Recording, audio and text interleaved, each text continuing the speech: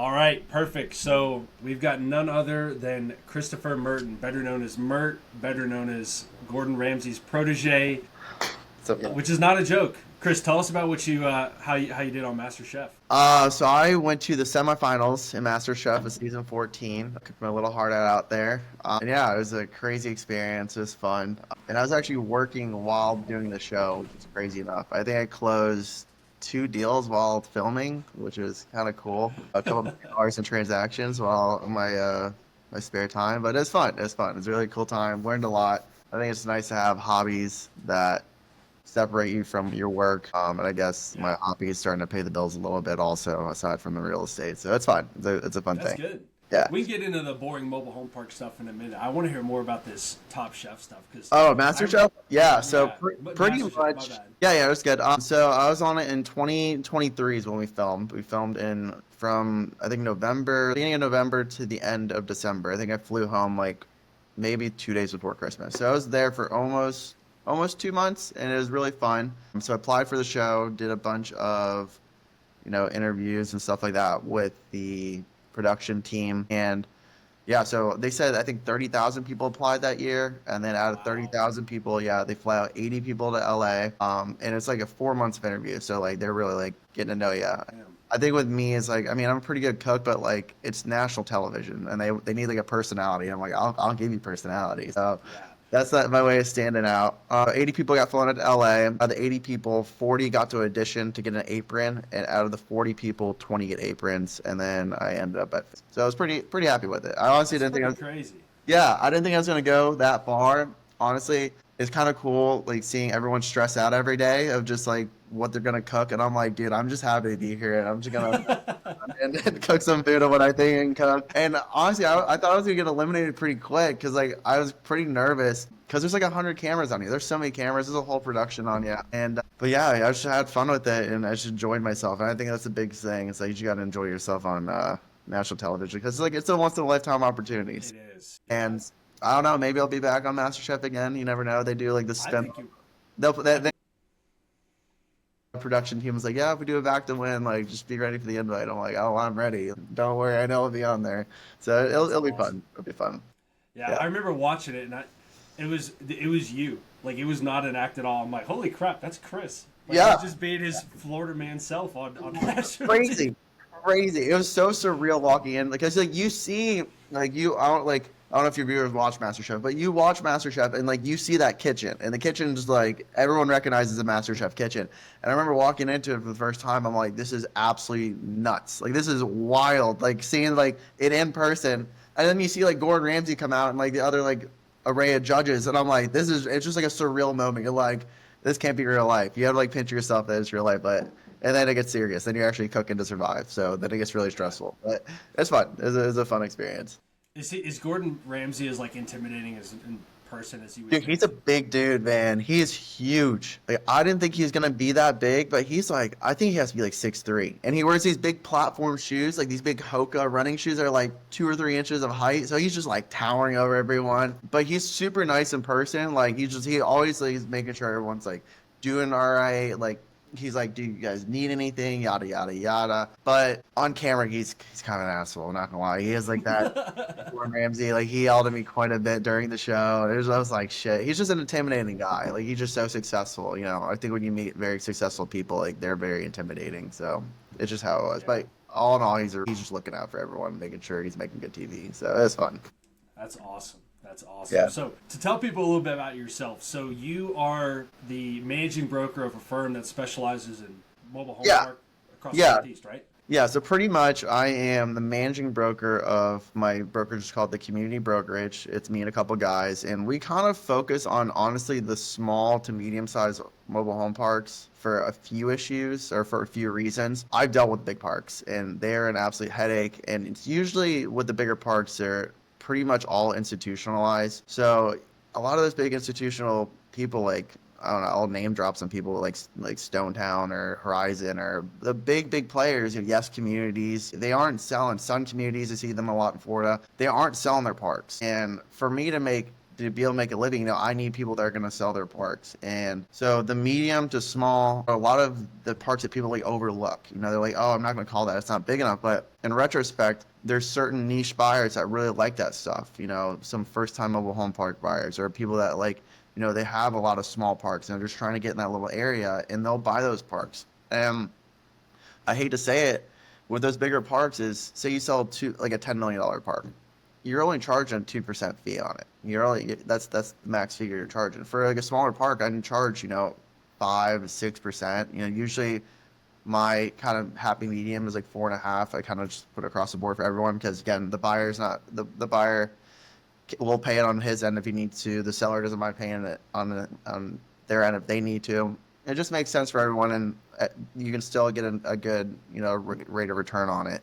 But that's kind of what we focus on. We hit the Southeast predominantly because there's no rent control and stuff like that. We don't really hit Florida because the cap rates are a little too low to make sense for any of the buyers that we work with. And even the smaller parks there are pretty hard, and people think they're worth it. And coming from like a broker's standpoint, I'm looking into the buyer's eyes and seeing if the deal makes sense for them before I even pitch it. If it doesn't make sense for them, I ain't pitching it to anyone. You got to know where to spend your time, what's going to make sense, and if you're ultimately going to get the deal sold. So that's kind of what we do. And that's a sign of a good broker. Because I can tell you, there's people who send stuff, like, I would be embarrassed if I sent this to somebody. No, like you're right. You're like right. a 7-lot park in BFE, and they're asking like a 4 cap, and there's no upside.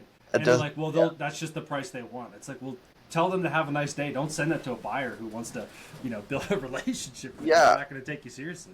And the thing is, I haven't been doing it for that long. Again, you're more knowledgeable about mobile home parks than I am. We actually, do you want to go into the backstory of how we met and stuff like that? Yeah, sure. Go. Yeah, go. so I didn't ask it because I know it inherently. Yeah. So I guess me and Jeff met when we first worked for this company called MHP Brokerage. It was me, Jeff, and then we have Tanner, which hopefully you guys see on the podcast eventually. But we were the Southeast team. And we honestly, for 3 of us, we kicked ass. Like we were brand new. Like you did this a year before I started doing it, and we kind of like all had that mentality of just grind. Let's just see how many leads we can get. Let's just put stuff together, and we did pretty well. For how long did you work there for? In total, I think from start to finish, I was a broker for about 1.5 years officially. Okay. Funny enough, the day I bought my first park as a buyer, I never went under contract on another deal ever again.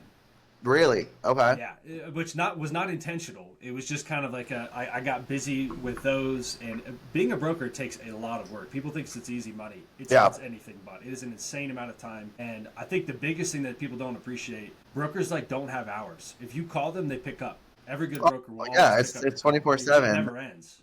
Yeah, the amount of times I've taken phone calls on vacation or at the gym or even fishing on the boat, I gotta make sure people are getting their papers across or financial accordingly. And you're always checking your emails. So you always have to have service. It doesn't matter where you are. You have to make sure. But yeah, so we met at MHP Brokerage. You were there for 1.5 years. I was there for a 1.5 years also. I'm gonna be honest. But I think a year after you left, because ultimately the goal was, brokerages only can provide so much, in my opinion. And I've never liked working for anyone. I like working for myself. It kind of motivates you a little more to kind of do well because you're starting something from scratch. And I've done corporate America. Corporate America. It sucks. I can never go back to doing a 9 to 5. It's terrible. I cut my teeth doing insurance sales and energy sales, and that's kind of how I know how to, I guess, pitch these parks and sell them. But so I left after 1.5 years.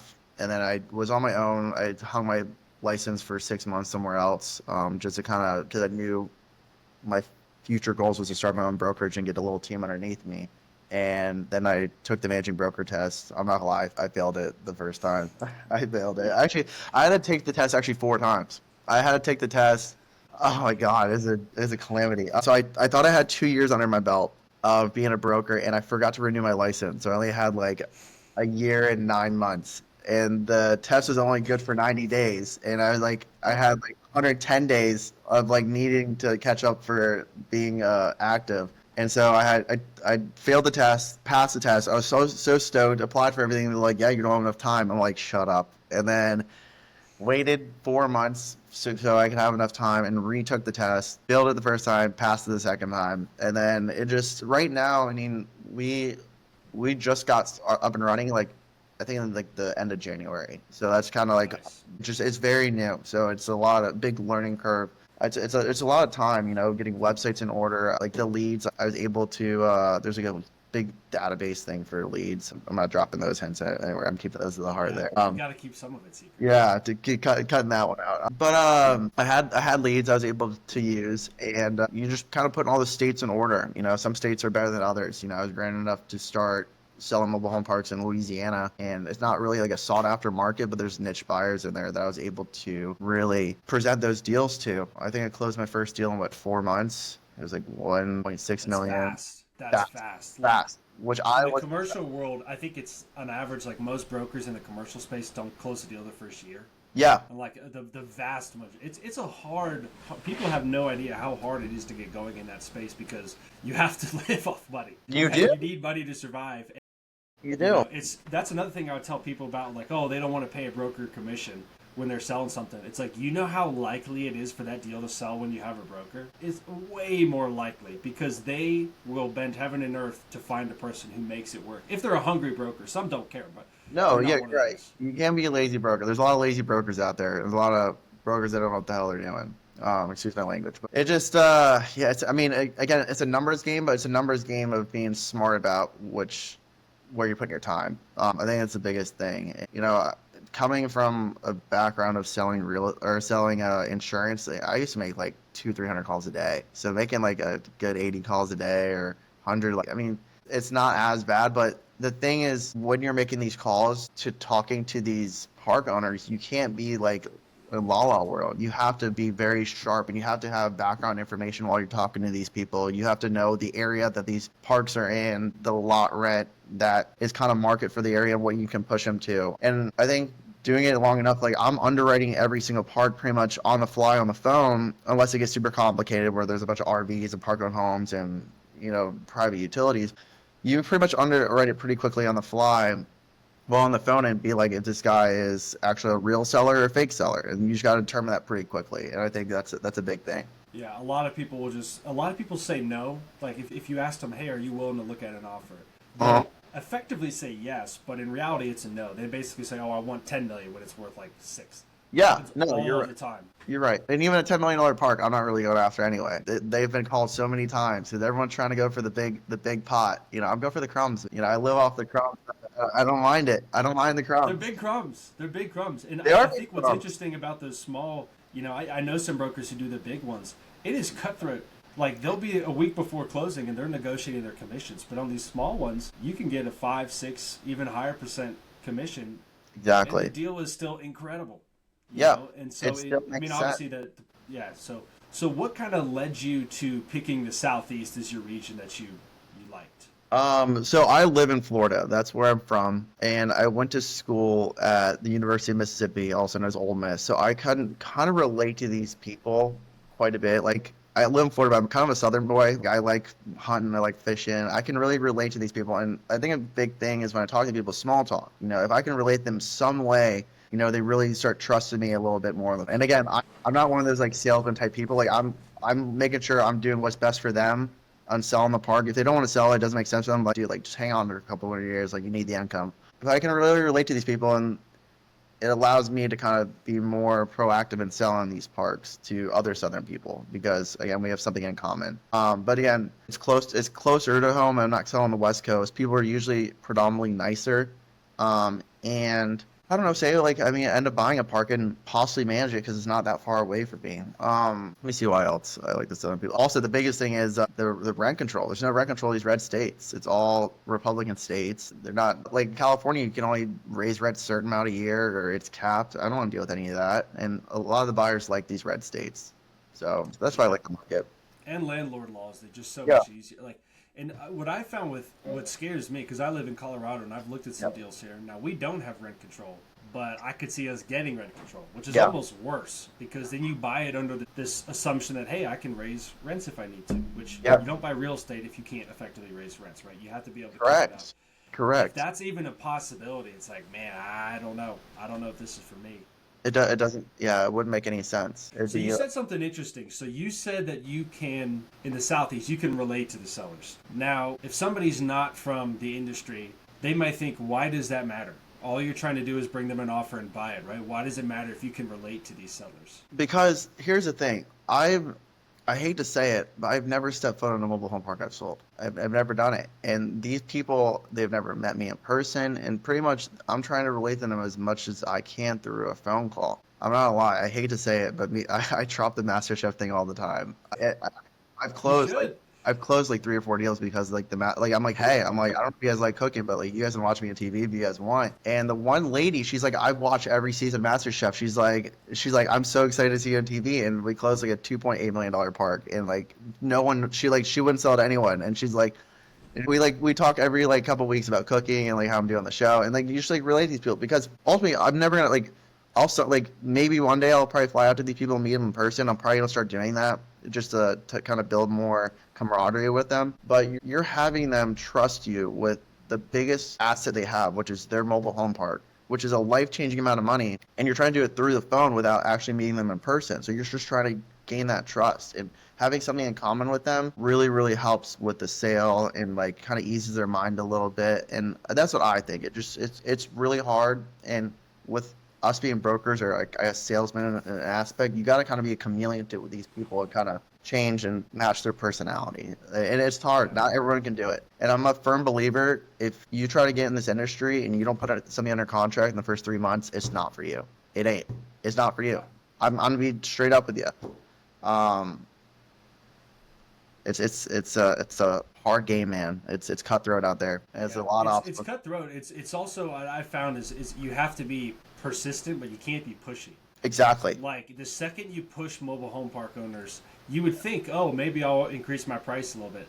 The reason they're selling it is exactly what you talked about. It's not because they don't think they're getting enough. It's because they're so scared of that one asset they've had pretty much their whole life, and it's for most of them, it's probably 80 to 90% of their net worth. To Yep. do anything with that, any decision they make with that is scary, and so Yep. it takes time for them to come to grips with it. And like you said, they don't know you. You know, as a broker, I've always found as like a buyer, I can't get away with not meeting them because they're gonna like actually, especially if it's seller financing. But as a broker, it's a little bit more possible because you're gonna introduce them to the buyer. Yeah. How have you like what? Another thing I'd like to get your opinion on.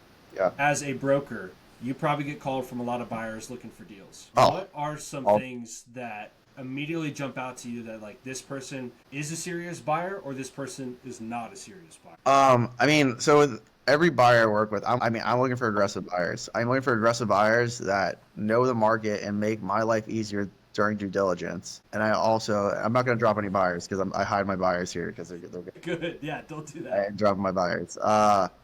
But first of all, my buyers are going to be aggressive. You know, they understand the market. They see the capex that can be done. You know, the raise of market rents that can be done to make the park match that pro forma that we're underwriting for.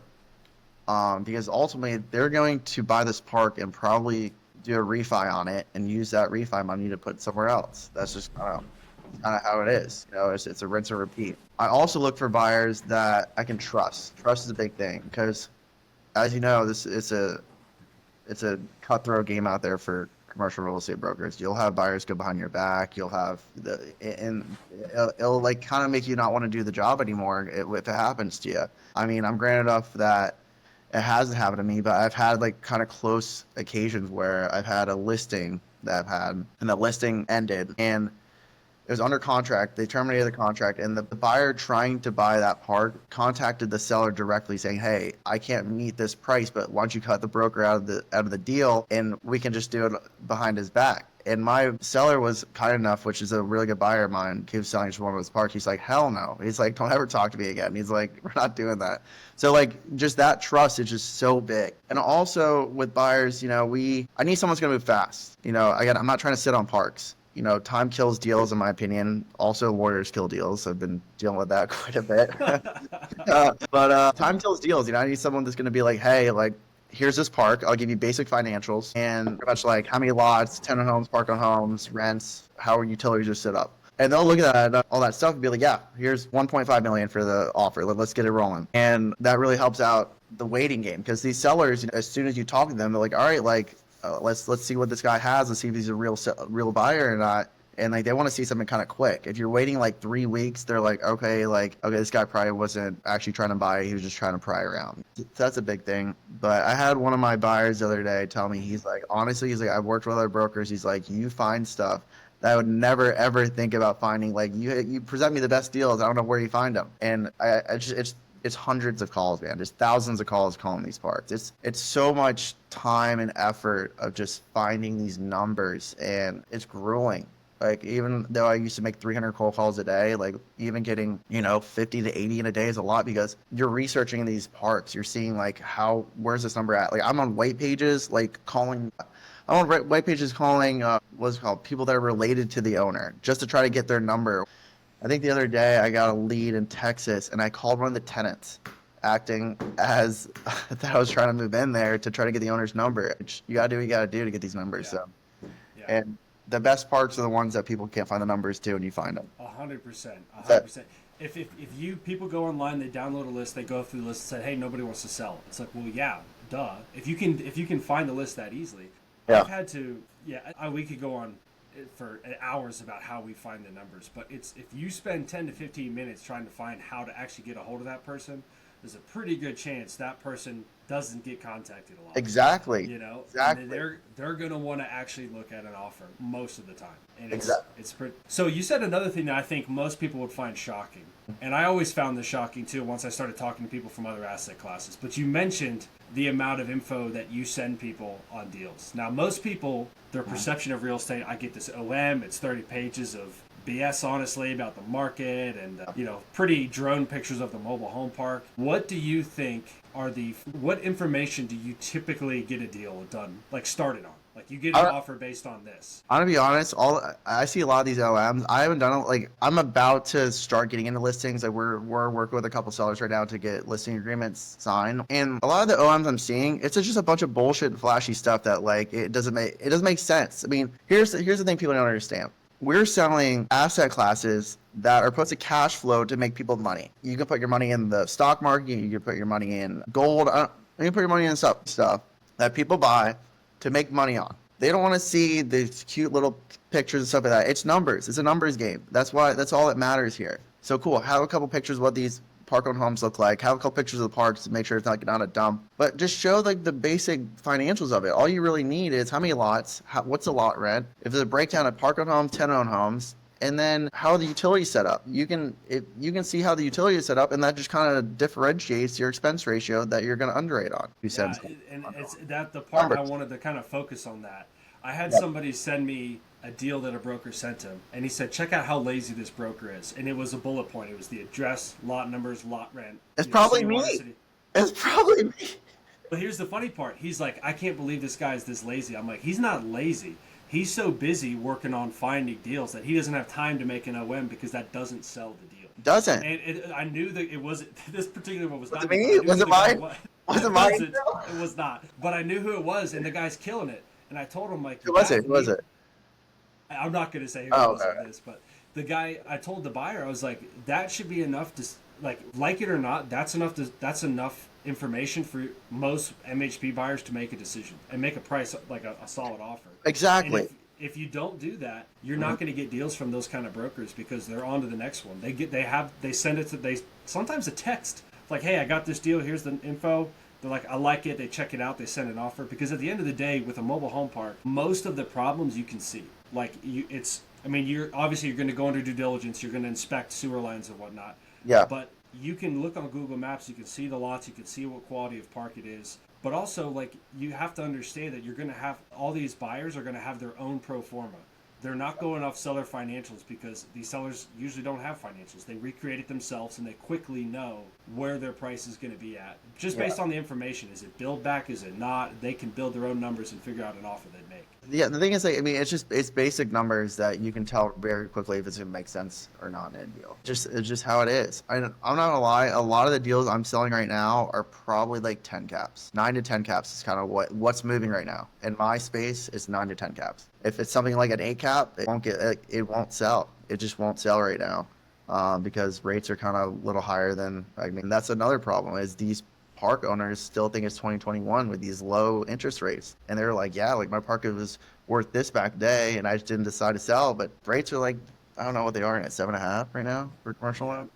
I don't know what it is right now. Yeah, it's basic numbers. That's all you got to present. Yeah. So how many of your deals would you say, if you did 10 deals, how many do you think transact off the market just directly to a buyer versus how many actually make it to a listing? I mean, I personally don't like. I don't like listings that much. It's just a lot of work. It's a lot of work for that work of making an OM, making sure everything's correct, putting it on a correct C, typing out all this stuff. Honestly, it's hours of work just to put an OM out there that looks good. Rather, maybe rip a couple more cold calls and maybe get another lead. But sometimes you have to do the listing. Sometimes you have to because you can't find a buyer for it. A thing that is, when I'm calling people, I think it's an important thing. I know it's different because you call people too. You call parks yourself to buy them. For me, every call can be a positive call in some way, some shape or form. Ideally, I'm looking for someone that's going to try to sell their park. You're like, yeah, no, we're trying to sell their park. Or like, we've been thinking about it. I'm like, cool. Like, what are you thinking about, like, price wise? Like, let me get your basic financials. Just so, like, because I know that's what's going to be asked from every buyer. But if they don't want to sell their park, usually people that own parks are trying to buy other parks. So if they're not a seller, they're possibly going to be a buyer to something that I can't push right now. I can't find a buyer for. Maybe it's a little too rich on the pricing. So it's either going to be that. And then, I mean, it doesn't happen that often, but end all be all. They'll tell me to fuck off. That's the third option. Usually the buyer, usually a buyer seller, or like, we're keeping it down the line, like we're gonna sell it in the past, or they're passing it on to their kids. But usually it's gonna be a buyer or sell. We're gonna pass it on to my kids. That's The what I pass come. it on to the kids one is always funny because I always find out that most of the kids don't want it. Yeah, yeah. Want it. I'm like, And it's you like, okay, want this? yeah, you're just gonna give it to them. They're not gonna do a good job, and then they're gonna sell it for a discount. Why don't you sell it for a premium? Give them the cash. But that's not what people do. But it's like, so how many times do you think you probably speak to somebody on the phone, a buyer? No, I'm sorry, a seller. How many times have you spoken to that person on the phone before you usually get pricing expectations or like a decision that, yeah, we actually want to sell. Let's do this. That's a hard question, man. It can go so many ways. You can call someone first. You got to see if they're actually trying to sell the park. Sometimes people are like, oh yeah, like just send me an offer. No, I'm not sending you an offer. Like, I'm not going to throw this out there and embarrass myself and for a lead and have my buyer ask me a bunch of questions and then you actually not want to sell. It wastes my time. So I mean, if you're saying like someone actually trying to sell, so if I go on the phone with them, I try to get as much information as possible with respect to them. Again, I'm not asking for financials the first phone call because I feel like it's too abrasive to be like, hey, give me financials the first phone call. Usually I'm just like, hey, just give me the basics. Like, I can underwrite this thing. I've sold enough of these parks that I can kind of know where you guys are sitting at price wise. Like usually I ask them, hey, like what offer have you turned down or what are you expecting for the park? And they usually will give me a number of what they're kind of looking for. I'll like hang up the phone or like I'll end the call, whatever, like after the conversation's ended. And then I'll underwrite the park and see if it's actually a good deal. If it's a good deal, I'm like, hey, this checks out. Like that's actually a good price. Or if they're way over asking price, I'll call them back, send them my underwriting and say, I just want to see where you're coming in for your pricing expectations. These are the parks I've sold in the last year and this is what they have sold for. And this is kind of what market is. I understand you want this, but realistically, this is kind of where I'm going to get offers from. If they're not saying that I can't sell it for that price, then it's not worth me working on. Gotcha. How much of it do you think is, hey, what they're asking for it is realistic of what it's currently worth versus what they're asking might be more than it's currently worth, but it's a fraction. It's less than what it would be worth. Have you run into that situation a lot where? What do you mean? Let's say somebody wants, like, if you underwrite, you say, hey, this is worth $1 million. Like, as is, their lot rent's like $100. It's just ridiculous. Yeah. But, 5 years down the line, it could be $3 million. So maybe we can get a buyer to do 1.2, 1.4. Yeah, that happens to me quite a bit. It does happen to me. A lot of the parks I sell are like that.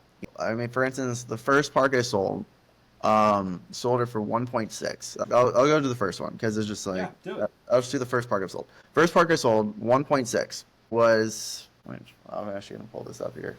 I'm gonna pull my notes up. So I'm gonna give you guys the numbers. Honestly, if you don't look at the park, it's called, for all the viewers out there, it is called White Yellow Water Park. It is in White Yellow Water.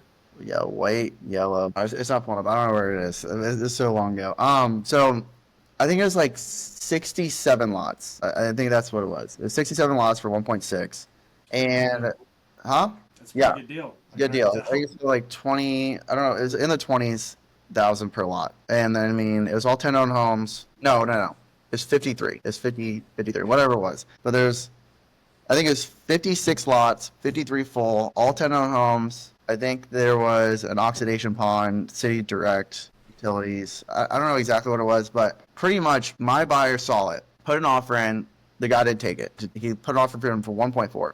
Guy didn't take it. And the guy was asking 1.7. Came back 2 weeks later. He's like, all right. He's like, 1.6. He's like, you pay the fee. And the guy wanted to sell it. He's like, all right. He's like, that works. And we're looking at blueprints of the park, and it was like 50 something lots or whatever. And all of a sudden, we find out that with the survey, because there's a 10-acre parcel next door that was all overgrown, with a survey done, that there's 75 more lots that were uncovered, that were like half built, but it's just all overgrown, that we found during due diligence. So this park is now 135 lots or something like that. And he's like, this is the best deal I ever came across. So this park's probably worth like $4 million now, and he bought it for 1.6, and I got a 6% commission on it. It split it with the brokerage and stuff like that. But yeah, like it was my first commission. I had $192 in my bank account before that commission check hit. I remember I was struggling. I asked my mom for rent money that month. And then after that, I'm like, I think that, like, it's just like, you know, when you get that feeling, it's like, I think like I kind of made it a little bit, you know, it was one of those after thousands of calls. Cause you're in the office with me. I was ripping calls. We're there long hours. Yeah. It was an interesting time because, I mean, at the time I was in the Navy, and so yeah. I didn't make $30,000 in a year, and that was my commission check was more than that, and I was like, oh my gosh. And that's when I was just like, people hear this and they think brokerage is a lot of money. It's super easy. It is not. And the other part about it, so much like a good commercial, I'd say that probably the average commercial guy is doing less than 10 deals a year. Maybe. That's probably what I do. That's probably what I do. Big ones. Yeah. And you've got so much of your earnings that year probably on 2 to 3 of those deals. Yeah. And until they close, even when they close, it is insanely stressful. And people have to understand, there's so many people, I feel like they get into it, they think, oh, this is going to be easy money, and they don't have the stomach for it. They don't have the stomach for, you know, when people call and say, hey, I don't want to do this deal, you have to figure out, you got to talk them like through it, try to figure out if there's anything we could do to fix it. It's not like, hey, it's under contract, I'm getting paid. It's a lot of work. Every deal is so important that gets under contract. You have to somehow make it work. It's one of, like, you know, say on a good year, it's one of 10 or 12 deals you're going to close that year, you individually. So it's a big chunk of change, and you just kind of have to make sure it closes. So I rather, honestly, a buyer put something under contract with bare financials for a little more than what the park is worth, and I'd rather just get under contract, and I don't mind having the conversation with the seller and retrading it a little bit. It's like, because I tell them, like, hey, I'm like, we'll put this offer in, we'll put it under contract, but we need to see financials. I don't know what's going to pop up. I've done so many of these, something will pop up, and like the expenses don't make sense. Granted, I'm under contract with something right now. Hopefully I don't have to retrade it, but it may happen because the expenses on this wastewater treatment plant are, what, $13,000 a year? I'm just like $1,000 a month. I'm like, golly. So it's not making sense, and it might have to get retraded. But I'd rather that happen than never even have the attempt to put something in our contract. And most people would listen to this would think, well, why don't you just do all that before you go under contract? And the problem with the mobile home park space, a lot of these mom and pops are not real estate owners, which sounds counterintuitive, but they basically had land. Somebody approached them about moving a home on. And so they did. And over a couple decades, this thing grows into a mobile home park, but they weren't. Yeah. That's a different type of mindset than somebody who's like, okay, I've got this parcel of land, here's my plans, I'm going to pay to have it developed, I'm going to go get a bank loan, our exit's going to be this. Those people have financials together, and that's what you see on every other asset classes. People have an exit strategy from the day they start the project, and they keep things organized. These sellers don't. Like, until they're like ready to sell and like actively under contract, it's not worth their time in their eyes to put together financials. Yeah, you're right. To have a P&L, to have all this stuff. And so, people can say, well, I'm just not going to make an offer unless they do. It's like, well, then you're probably not going to buy any mobile home parks. That's what I'm saying, man. Because you have to. You have to be able to go under and figure it out. That's why I think retrading, if it's a big thing, like I've never had to retrade a deal, thankfully. Yeah. But it's also because I kind of, from brokering, I knew what red flags to look for. Mm-hmm. Like things like lagoons, they can be completely cheap. They can be insanely expensive. You don't know. I think wastewater treatment plants are the worst sewage. I'm standing by it. 100%, yeah. That or septic. I pass on every deal I see that has one. And now in Louisiana, now here's a niche, right? In Louisiana, that's probably one of the more common sewer systems, so it's super prevalent, right? Yeah, oxidation ponds are everywhere, and I mean they're an eyesore, but they ain't expensive to run. They pretty much like run themselves. You just have to have it get checked on every quarter or whatever. But yeah, it's a big thing. But I mean, that's going back to the buyers that like I like working with. Like for instance, like I'm showing this guy a deal in Texas, and it's an older guy trying to sell the park, and he's like, yeah, I need pictures of the inside of the park on home, so I can get all financials. He even put an offer in. I'm like, dude, I don't even want to work with you anymore if you're asking me a bunch of these questions just to put something in an offer. Like here's a rent roll that I got from talking on the phone of the whole situation. Here are the expenses that he has in the park. You have, if it makes sense, it makes sense. If it doesn't make sense, it doesn't make sense. And this thing's sitting at like a 12 cap. I'm like, I would buy it if I was in Texas, but like, dude, like give me a break. I mean, I get it's a smaller park, but don't make my life more complicated than it needs to be, because again, I'm trying to be as efficient as possible as showing you a park. But again, I have other parks to find, because it's not just everything rides on this one deal. I have to keep the pipeline fed. If it's not fed, it dries up. In this particular asset class, like smaller to medium-sized mobile home parks, 95% of your time that you probably spend is on deals that never go anywhere, I would guess. I'm looking at 300 leads right now in front of me that I don't have buyers for. 300. And yeah, just some of them just don't make sense. Some of them I can't find buyers for. It's a lot different working for a brokerage and like being like, oh, like I can ask for people for help. Like now, like I am the help. I have to try to be creative. I have to learn how I'm going to put these deals out there. And I'm granted, like it's me and my brother that pretty much are running this company. We have a couple other guys underneath us. But yeah, it's a lot on your shoulders trying to make sure everything's set in place. And I think that's important, because a lot of people's perception of brokers is that, well, they didn't even do that much on this deal. And what I would say to that is that might be true for the deals that close. Yeah. Like, it's for what you pay them for the hours they spent on that deal, it's probably really, really high. But if you adjust it for how much work goes into deals that you as a buyer never waste your time on because the broker's wasting their time on it, and that sounds bad, but it's true. Yeah. That is what you're paying for. Like, Yeah, if you don't want to pay a broker commission, sit down and make 1,000 cold calls a month, and then within a month you'll be like, okay, I'll pay whatever they want. You're paying them for the stuff you don't see. That's what you're paying them for, the stuff you don't see. You're paying them for finding this lead off of a Google Images page from a picture of 2011 and editing the actual sign in the front to get the number. That's what you're paying them for. You're paying them for like the nitty gritty stuff that they're finding. And I know you're trying to have buyers listen to this stuff. Like, if for all the buyers out there that are purchasing parts, get yourself like a really good broker that like gets through the grit and finds the stuff that no one finds. Trust me, like if you see a mobile home park and they have the little Google ad thing or the little Google pin that says XYZ mobile home park, and here's a number, guess what? That person if they're going to sell it is going to sell it probably at like a 6 cap. They have so many people calling them. You got to find the person that's going to find the little stuff that no one finds. I'm not going to give all my hints out there how I find my numbers, but you got to find get a broker that knows how to find the numbers that no one else is finding. And that's how you get the good deals. Again, most of the deals I sell are 9, 10, 11. Sometimes I sell 13 caps. Sometimes they're great deals. Yeah. And my buyers that's why they keep coming back to me. That's why yeah, we'll pay your fee. We'll pay it on the back side. We don't care. Here, take the fee on top of it. So that's why. Yeah, the first park I ever bought was, like you said, not a Google. And think of how easy it is to get yourself on Google Maps. It takes about 5 seconds to fill out Google Maps. Here's my address. Here's my park name. Oh, yeah. If a seller has not done that, then the reason is I'm cracking my fingers like, yes. Yes. But the reason it's like that, because they've had the park so long and it's been full so long, and every time that is the case, it's because their lot rent is like a fraction of what it should be. Like 3 times less than what it should be in that market. Yep. And what you find, those people are first of all, it's hard to find those because from my experience, the only way to actually find those parks is literally just looking on Google Maps and scanning an area in like a grid system, saying this looks like a mobile home park, scanning and see it. Which there's no, like, trust me, I'm super big on AI and systems. Like, there's no system for it. Like, I've tried. You just have to do it. Yeah, I mean, I know you have the same leads I have. Like we work together, we have the same leads that we're working with. But a lot of times, we have leads per city, and we'll see all the parks that we work in the city.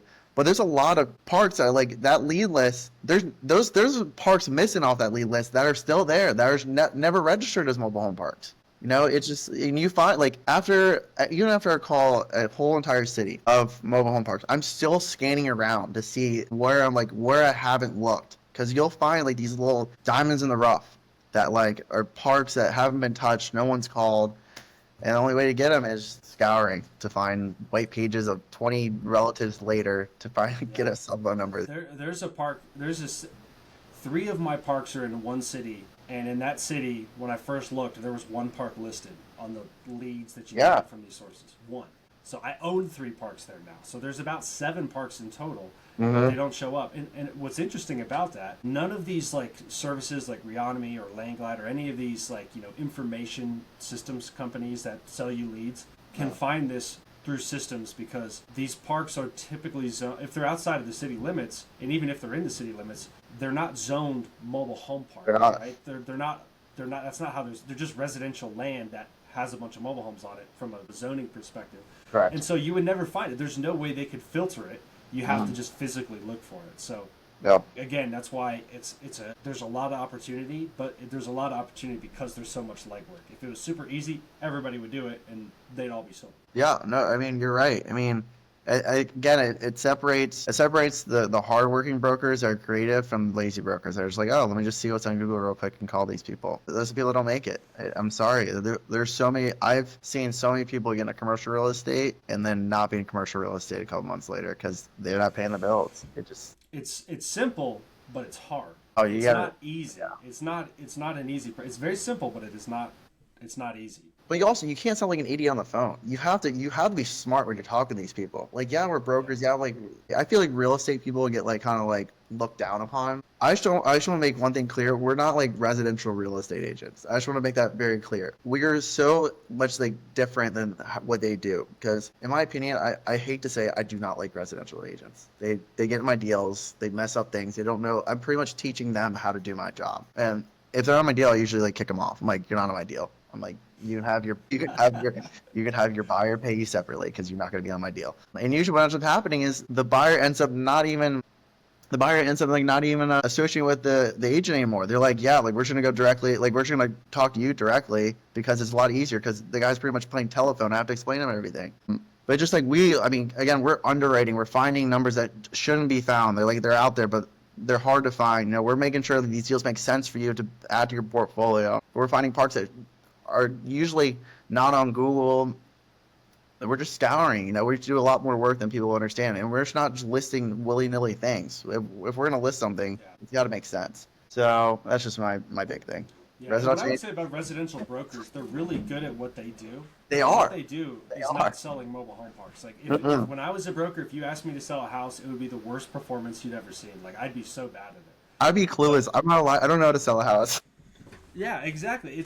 And you mentioned earlier in this call you failed the broker test a couple times. People are like, oh my gosh, like doesn't he know? No. Okay, so the real estate license. Which state did you take it in? Was it? I did Colorado, then I had to take Alabama.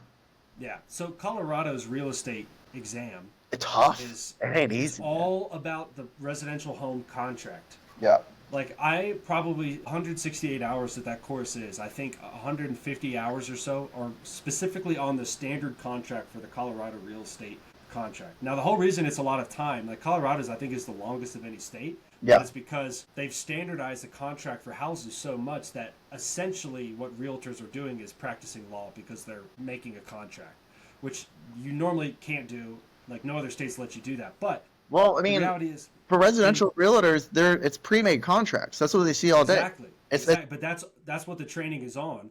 The second you get into the commercial world, I've never seen that contract again in my life. That's why it's like, yeah, the test is like, it's all about that contract. Well, we never use it. You know, Yeah. everything, commercial brokers, it's all about understanding negotiations, understanding people's pain points, what would make them sell. Because I talk to a lot of people who are like, yeah, I talked to this guy, he won't sell. And I'm like, that guy is like looking at one of my offers, you know? And it's not because if you ask him, are you trying to sell? The answer is no. If they were trying to sell, it'd be listed. Yeah. What it is like you have to get to know these people. You have to understand what is their motivation, because like it or not, it is not a ski in, ski out, veil, $20 million estate. It's not something that people want to pass down. It is not something that people would never sell. Yeah. It's it's worth a number amount to them. And you just have to figure out what in their life would cause them to take a large amount today versus a steady drip of the checks. Exactly. Exactly. And that's the big question I think I ask every seller is, what would you do if you sold the park? Are you using the park for paying bills right now? Are you trying to leverage the taxes right now on this thing? Like, why are you not selling it? Why? What do you want to sell it? You know, what are you using this money for? It just, you got to figure out what works for those people to make sure the deal is structured the right way for them. And I hate to say it, I think that's what separates us really differently from residential agents is the way that we articulate these deals and make seller financing work for both parties. Because I hate to say it, because I mean, being in South Florida, I love me the real estate girls down here. But I'm telling you, if I ask them, they're everywhere down here. They're always selling these big mansions, if they're selling them or not. But I'd love to I like to go up to them and be like, hey, I just wanted to see what you know. I'm like, please explain to me you seller financing this $1 million mansion with a 10% down payment and how it would look out paying the seller, because they couldn't do it. They really couldn't, because I don't think they come across it enough. But again, they can show a house way better than I can. It's just a completely different game. It's just very interesting. And they know how to, like, I've had realtors on the houses I've bought, and I had my real estate license. I could have paid myself a commission, but I didn't, because I trust them to do what they're good at. Yeah. But yeah. It's just a different and I see it happen all the time where a residential realtor will list a mobile home park. My favorite one of all time is, it's all park owned homes. They take all the homes, they figure out what the NOI is, and then they put a cap rate on it, which is like 6. Yeah. And so they're counting all this park owned home income, and they list it for like 3 times what it would ever actually sell for. Yeah. And sometimes I found them and I know the owner. And I call, and like, I know they know better. And I'll call them and be like, what are you doing? Like, that's never going to sell. He's like, somebody might buy it. And it's no, like, no. Well, no, nobody will. Well, the thing is that a lot of these sellers don't understand is, say you want to sell this park that's all park-owned homes, and you're evaluating all the park-owned home income. The banks aren't going to finance on that. So it's going to be an absolute waste of everyone's time. So you put it in a contract, the appraisal comes back, and the bank is like, I'm not going to loan for that much on this park, and the deal doesn't go through. It's just interesting. Like, and then the counter argument I always hear to that is like, well, what if they sell or finance it? It's like, well, then you're still overpaying for it. You're still overpaying. It doesn't change what it's worth. Yeah, maybe I can get the deal done, but that's not. And unfortunately, I see people do that all the time. Mm-hmm. And don't get me wrong, I've bought parks that are all park-owned homes.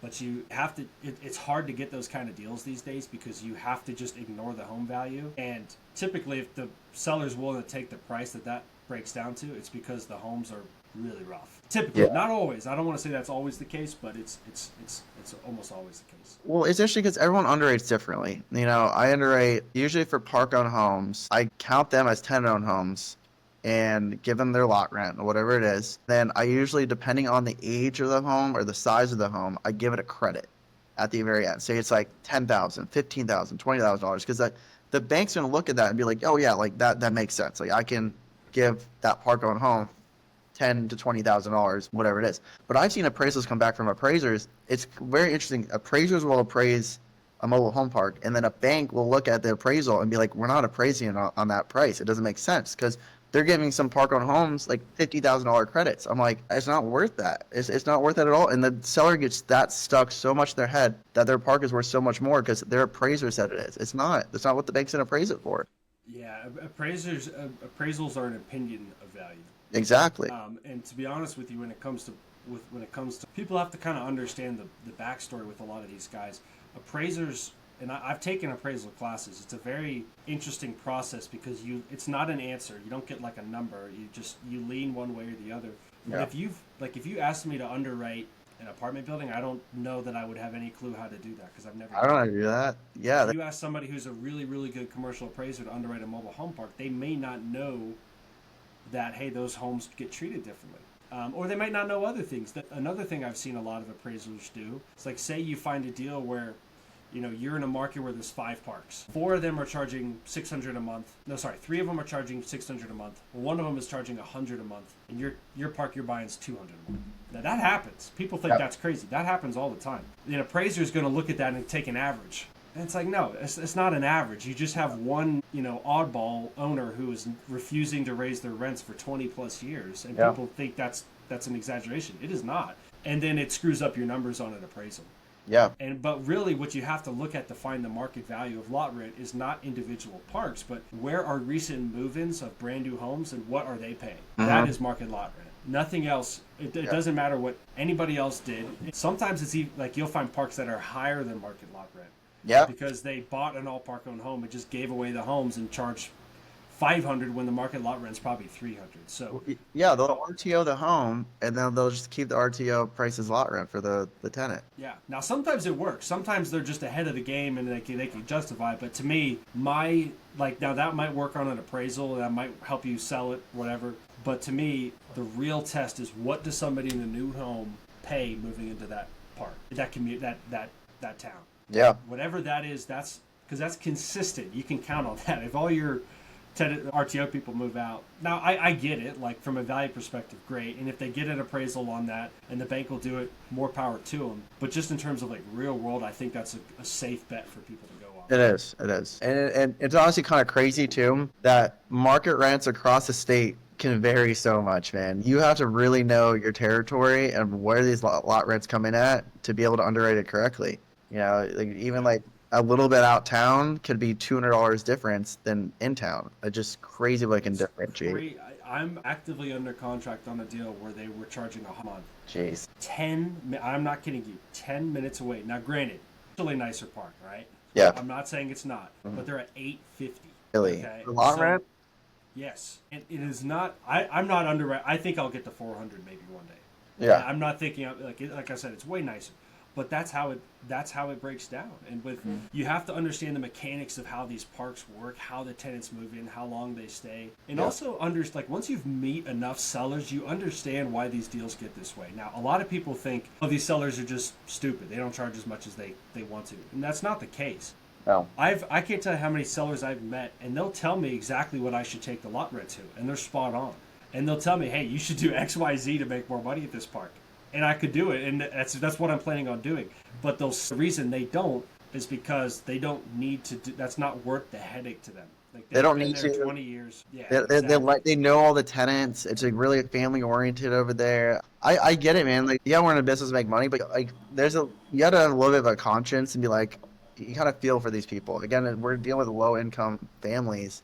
Yeah, it's a fine line. Yeah. Well, what it boils down to, I found, is the sellers, they make this decision 10 plus years ago that they're not going to charge. They get tired of working at the park, so they make a decision. I'm not going to do any more upkeep, but I'm not going to charge any more than I am. Yeah. And so that it just flatlines, and then 10 years go by.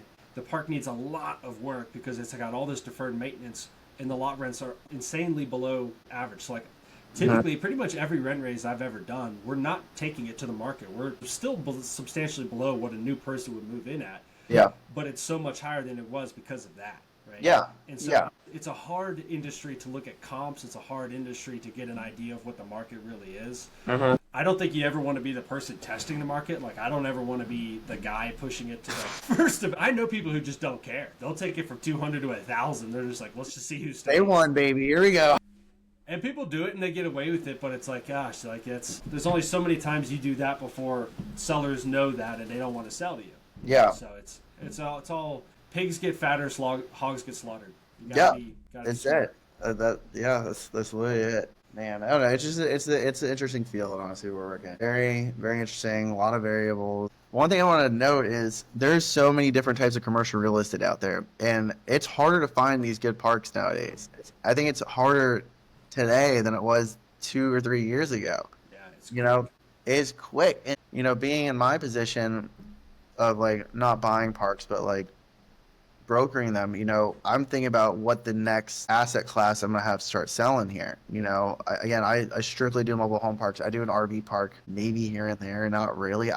Even how close mobile home parks are to RV parks, they just are underwritten so differently. It's just a different class that I'm not too knowledgeable on. And I'm just you gotta kind of stay ahead of the curve of what the next thing that people are going to start buying into. But I'd rather be very knowledgeable about one asset class, such as mobile home parks, than be semi-okay at a group of asset classes. Like, I gotta be honest, I can't underwrite an apartment building. I don't know how that works. I don't know how banks are going to look at that compared to what they're bringing in. But I gotta tell you this right now, for all asset classes, mobile home parks have the best return at any commercial real estate class at the moment. But I think people just don't want to buy them. They kind of scoff at them a little bit because they're like, oh, you own a trailer park? I'm like, money's green, baby. Money is green. And also, it fundamentally makes sense. Like what I've told a lot of people, and a lot of the questions I get is like, well, how can you justify making affordable housing more expensive? And it's a good question, right? If the idea of it is to be that is a good question. How can you justify? How can you have a conscience and make it more expensive? And the reality is, like, if they walked these properties with me and met the tenants, they would understand. When I go to a new park and we don't just say, hey, here's the new rent, thank you. It's here's the problems with the park. Here's what it's cost to fix it. Here's what other parks are charging. We're going to charge more, but not what they're charging, but we're going to make it better. And I would say out of 50 tenants, I probably have 2 that are like, they want nothing to do with it. And they're always the worst home. They're just cheapest no matter what they leave. Yeah. The rest of the tenants are really excited for it. Because the best analogy I have, honestly, in terms of another asset class, is HOAs, which isn't an asset class, but people think of it the same way a mobile home park tenant thinks of their community. Yep. Nobody likes getting an assessment and saying, hey, my HOA fees, I mean, shoot, mine in Colorado is like $300 a month. Really? They plow our driveway. I'm in a condo, so they do our house. Like, they do the roof. Did you buy your place? Did you buy your place? Or you're renting it? Yeah. It's nice. And that's what I pay for my HOA fee. And it's like, okay, well, I don't like paying it, but I'd rather pay more than see my community completely fall to crap, which is exactly what would happen. So for people listening, you don't have access to the MLS, right? That's one thing I hear all the time. I don't. As a realtor, you have access to the MLS. That's how you find these deals. That's not it. It's simple. There's the park. I'll find the number. I'll call them. But it's just repetition. Oh, I think that's so. Those numbers are not. I mean, it's. But you got to find the number. You got your secret ways to find their numbers. I mean, some parts I'm calling like 20, 25 numbers to try to find the right number, and it's like typing in, calling. I mean, I need to get a headset, man. That's what I really need to get. I've been like slacking. I really need to get a headset. Chris, I think what you're doing with your business is perfect. I don't think there's enough brokers out there focusing on the niche that you are. Yeah. I think there's more buyers than there are brokers in that kind of range. I think so. Why don't you tell everybody what regions you focus on and what kind of buyers, what type of deals you're looking for buyers for? What type of buyers am I looking for right now? Right now, so again, there's 4 people right now that in my little my brokerage. There's me. I cover Texas, like the eastern part of Texas. Usually I am targeting like the metropolitan areas, but like outside of that. So probably just I'm targeting the stuff that people aren't hitting. My brother targets Louisiana pretty heavy, and that's how we started with Louisiana. We sold probably 20 something parks in Louisiana, maybe more. We sold a lot of parks in Louisiana, so we know that market very, very well. I have someone calling Alabama a little bit. Alabama's a hard state to get numbers, man. I'm not lying to you. I've tried all my little sources. It's hard to get numbers in Alabama, so we're hitting that. Same person also hitting Ohio. Even though it's not a southern state, there's a lot of stuff in Ohio. There's a lot of product up there, actually. So he's starting to hit that right now. And then I have another person hitting Kentucky and Tennessee. So we're kind of covering just the kind of random southeast areas. Again, we don't do Florida. We ain't doing Georgia. Why not Georgia? That's an interesting one. Actually, I don't know. I've never called Georgia. I don't really have buyers for Georgia right now. But again, we're just looking for buyers usually in Texas, Louisiana, Tennessee, Kentucky, Ohio, Alabama. That's right now kind of what we're hitting. Texas is a very hard market. It really, really is. Yeah, it gets called by lots of people. I might stop calling Texas. Honestly, I'm going to give it like probably another month or 2. And if I don't really have things moving, I'm probably going to switch over to another state. It just... But there's diamonds in the rough though there. I mean, honestly, if you find a park that someone wants to sell that makes sense, you can probably find a buyer pretty quick. That's the thing. Yeah, and it's interesting that like it's some what a lot of this comes down to is the state's, it's simple enough, but the state's record keeping services. Like the reason you don't find a lot of numbers in Alabama is because the state has not really formalized its GIS services. So like you have to do everything manually. Yeah. A lot of these cities aren't even digitized yet. Like they still keep physical paper records of everything. But like that's where I've got 80% of my deals is in that state because they don't get they don't get the same amount of people calling them just because of that simple. It's harder to get them on the phone. Yeah, I don't mind working a little harder for a number because it means no one else is getting it. Yeah, it's easy. It's an easier deal if you work harder for the number. Yeah, it is. Again, the first number I got was off of a Google Maps images of like I think it was a 2015 picture of the number of the home. That's really about it though. I need to start buying some parks though. I really do. What's the good about my position is I'm seeing a deal before anyone else sees it. That's the thing. That thing comes across my desk before anyone else gets to see it because I called the park. If I want to buy it, I can. And there's a lot of my buyers are like, yeah, we'll invest in it, and they're asking me like, hey, if you want to put your commission into the deal, you can do that. And I think I'm gonna start doing that now. I think I'm gonna start putting my commissions into these deals because I think it was very. It's hard. Like I feel like for everyone, you need your safety net of money that you need to be able to live off of and stuff like that. And I feel like after a couple of years, I finally get a safety net of money, and I can now. I don't need just the cash because it's just sitting now, so I can start just putting that commissions into those deals and stuff like that. And again, I haven't been doing this for that long. I'm pretty new at the game, and I'm always learning. I'm always learning from you, any other buyers I deal with, because a lot of people are a lot more intelligent than I am. I'm just good at making phone calls and putting things together. That's how I'm really good at. Things change quickly. I mean, shoot, like the second you find out something's working, it's only a matter of months before other people are doing the same thing, and then you got to keep adapting. So, well, Chris, appreciate you taking the time. It was an awesome conversation. Again, I think people who are trying to get into the Southeast and they don't want to get the 100 lot. Well, I mean, everybody wants to get the 100 lots park, but the people realize it might make more sense to go for some of those smaller and medium ones. Yeah. They need to give you a call. They need to get on your buyers list and see the deals you guys are coming across. Yeah. I can tell you one thing. I know you personally. You hustle more than anybody I know. So if there's, I'm confident. I only need to know like a few people, and you're one of them. If you haven't found the deal and it's in your region, they're not selling. That's my opinion. That's the thing. I do appreciate it, Jeff. Thanks for having me on here. I'm glad you're doing this. It's kind of cool. But I'm going to tell you, like, for anyone that's trying to get into brokerage and sell mobile home parks, just don't do it because I don't really want to. Don't do it. It's too late. It's too late. Sucks. But yeah, it's gone. It's not worth it anymore. But I don't know. It's fun. I enjoy it. Honestly, I could never. I honestly got really lucky doing what I do, but I could never like think of going back to working a 9 to 5. But I don't know any other job that I can literally take. Like it's not like we're taking off work. We're just able to do stuff not at home. Like I'm able to go to like Asia and work there and close deals, or go on a TV show for 2 months and close deals there. It's just crazy, you know. It's not rigid, and it's a good way for people who just like hate their job, but they want to do something else real estate related. They don't have the money to do it themselves yet. Yeah. It's tough because that freedom is a double-edged sword. You can just as easily take 2 months off and not get anything done. Yeah. So you have to be responsible. So if people want to get a hold of you, they want to hear more about you, what you're doing. They want to have you sell one of their parks. They want to look at deals. What's the best way to get a hold of you? Honestly, email me at chris@thecommunitybrokerage.com, or gosh, I'll give my office number. Feel free to call this at any time. Pick up literally like we were talking earlier, 24/7. I'm always available. It's 737-400-4642. That's like my direct number. So feel free to give me a call.